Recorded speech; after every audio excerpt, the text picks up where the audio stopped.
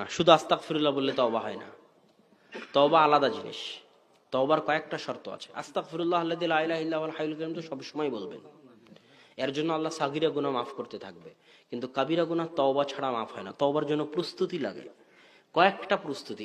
এক, যে বড় গুনাহ করেছেন ওই বড় গুনাহের উপর অনুতপ্ত হওয়া, কঠিন ভাবে অনুতপ্ত হওয়া। আপনি অনুতপ্তই হননি, এমনি বলতেছেন আস্তাগফিরুল্লাহ, এটা তওবা হলো না।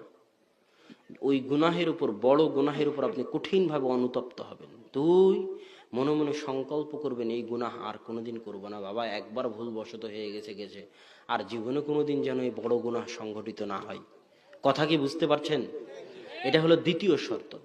তৃতীয় শর্ত, যখন অনুতপ্ত চলে এসেছে, অনেক বড় গুনাহ করে ফেলেছেন, মাথা ঘুরতেছে, কি করবেন খুঁজে পাচ্ছেন না, এই মর্মে সংকল্প করলেন একবার ভুল হয়ে গেছে গেছে, আর যেন না হয়। এবার লাস্টে হচ্ছে 2 রাকাত সালাত আদায় করে শুধু ওই গুনাহ থেকে তওবা করার